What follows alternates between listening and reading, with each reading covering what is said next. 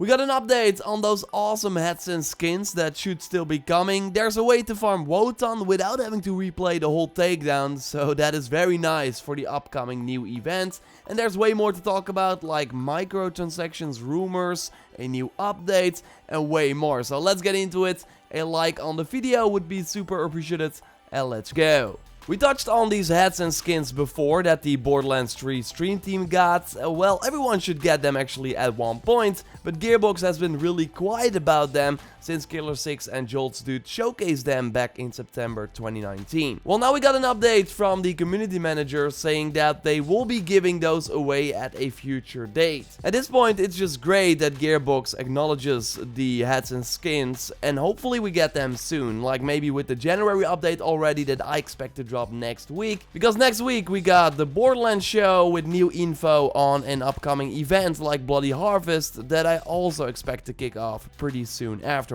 So will be interesting to keep an eye on that, and hopefully we finally get those skins soon. First though, we have two big events coming to the game. One was actually just announced, called Farming Frenzy, from January 16th till January 30th. And during those 2 weeks we will see increased drop chances for bosses in the main story, Proving Grounds and the Circle of Slaughter, just like rare spawn, hammerlock hunts and targets of opportunity. Like, they will all drop more legendaries and anointed loot, and the rare spawn bosses will also appear more often. So kind of similar to the anniversary events we had a while back. So really cool. And the bosses of the Molly 1 Takedown should have their drop chances increased as well, and that will go hand in hand with the special event that will also kick off on January 16th. It was supposed to happen on New Year's Eve, but they delayed it due to technical issues. Either way, as the Borderlands Twitter account mentions, during the event, the Molly 1 Takedown's difficulty will scale down to the number of co-op players in your party, while normally it will always scale up to 4, meaning that the activity will just be way easier because the enemies, for example, will have way less health than normally, so you can easily take them out. And there's now a pretty sick tactic that lets you farm Wotan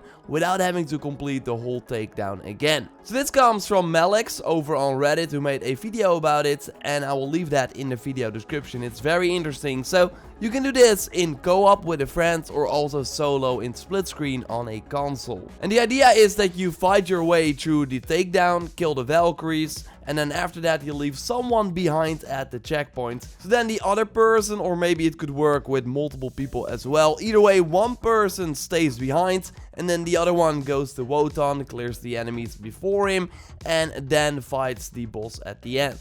And after you killed the boss and got like the takedown confirmed text on the screen, and then the other person at the checkpoint wants to jump off the ledge, so kill himself.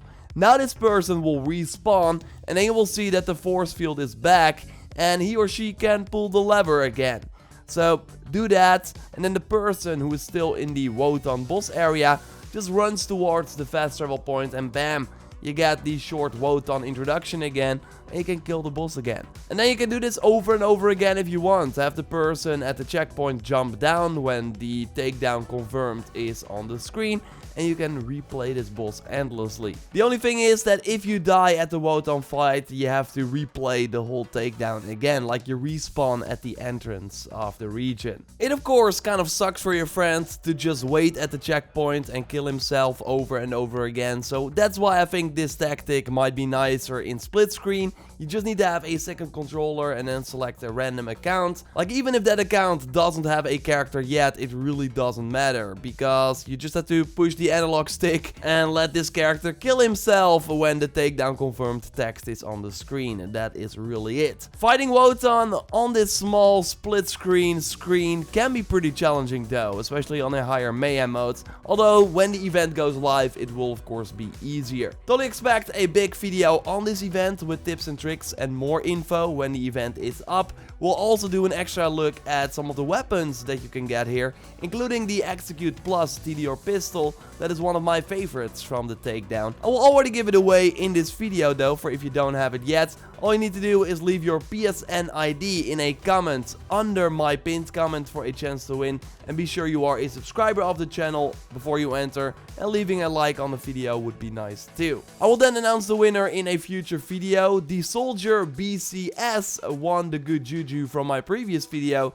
I will send you a friend request and then I will send you the gun. And I already sent a ton of other guns from recent giveaways recently too. So check your mail if you want. We also got a hotfix recently that is applied right now and fixed some issues with Flak, where the Furious attacks stacks would sometimes not apply the bonuses to the pet damage. We of course had many buffs for the pets and for the gadgets from Sane and the Iron Bear last year to make them way more sustainable in the higher Mayhem modes. And I really liked it, like I get rest by my pet way more often when playing on Mayhem 4 because my pet can actually survive. So it's also great to see them address this issue, so my pet deals a little bit more damage now. There was also a fix for the Accelerate augment that would sometimes not apply the cooldown modifier because it should increase the cooldown rate by 20%. Well, now it should be fixed. And the new cheap tips weapon from the Moxie's Heist DLC that when you shoot it drops these coins on the ground that if you pick them up you get extra weapon damage. Well, sometimes it did not apply the weapon shield capacity on the item card. I still don't see a shield, so maybe I'm missing something. Totally let me know in the comments down below if I'm overlooking it. Really curious. And also the final boss of the Discipline Proving Ground would sometimes only spawn with shields, while the boss should have armor. Never really happened in my game, but that is of course weird. And we got a nerf for one of the hardest regular enemies in the game. Gearbox calls them the Anointed Enforcers. In the game they are called the Anointed Militants. And they have like multiple immune abilities, so they are very hard to take out. Well, now their health has been reduced to make them slightly easier to kill. I can confirm though that on Mayhem 4 they are still a pain.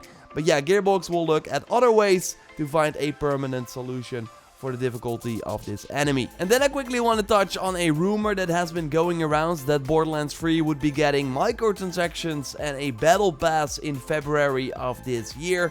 YouTuber Morning Afterkill said that he heard that from 2K and made a video about it, but he has since made that video private, so that is kinda weird. And also Killer6 from the Borderlands 3 stream team has said that this rumor is not true.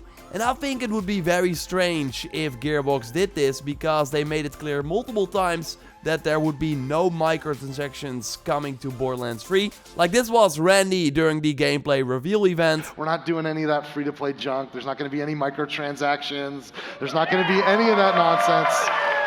And even recently during the Borderlands show, Randy said something similar as well. So it would be a pretty bad look if they introduced microtransactions after denying it for so long. On the other hand, Battleborn also got microtransactions post-launch, so maybe it's something that is coming. I just don't know why Morning Afterkill would make a video about it if the rumor is not true. I do think that daily or weekly challenges could be fun, where we for example have to kill a specific boss that you would otherwise never kill because he doesn't drop a specific gun that you want. But for this daily quest you will still go there, and when you complete it you get a specific or random legendary anointed gun. I think that would be really awesome and a great incentive to play the game for multiple hours each week. Just wanted to quickly touch on the rumor because many people were discussing it. When we know more about it or future Borderlands 3 content, I will of course keep you up to date here, so totally subscribe for everything Borderlands 3. Like the video to support the channel and check out my previous video on everything that we know is coming to the game in 2020. You can watch it by clicking on the screen, or I will link to it at the end of our Borderlands 3 gambling session that we always like to do at the end of our Borderlands 3 video. Then as this time I'm gonna get the ice loader because that's like an OP robot who wins every time. I would like to see like a fight without that thing, so it gets more exciting, because right now it's just if you get the ice loader you win. Yeah. So I picked blue again. Let's see. Oh, I got a... Oh, what's that? Is that an ice loader? Is that the ice loader? I think it is. I think we had this fight before. I think this is the exact same matchup we had the first time, because then I had the guy with the laser too. Yeah, you got the ice loader. Okay, so I should win, right? I'm gonna congratulate you in advance, unless something very weird happens. I mean, yours looks way more badass. That's just because of the giant cannon on the back, but that's one attack and then it does nothing after that, so... Now he's punching and now it's just punching him. Why are you punching? You literally have 3 guns. Stop punching and start shooting. Whoa! This happened the first time too. Remember, this happened the first time too. I'm still going to lose. I call it. Oh, he's doing the laser attack again. That happened the first time. Yeah. Whoa, he's using his Maybe guns. That's gonna change something. And he's punching again. Come on. Oh, see, you win. Yeah. Still kind of a different fight, but good job, Ice Loader. See you later. 2-2, 4 wins for the Ice Loader. Oh my god. Yeah, let's hope there should be like some other like matchups, or did we already like figure everything out? No, there are definitely more. We have, like, there's this tiny bot, and we have the guy with the rocket launcher. So in theory, it should be possible to get a fight without the Ice Loader, but I guess we'll have to wait till next time to find out. Yes, you will see that in the next video. Subscribe, of course, for everything Borderlands. Again, that Takedown event is coming up, and we will be covering that, so totally keep an eye out for that. For now, we will speak to you next time, and goodbye.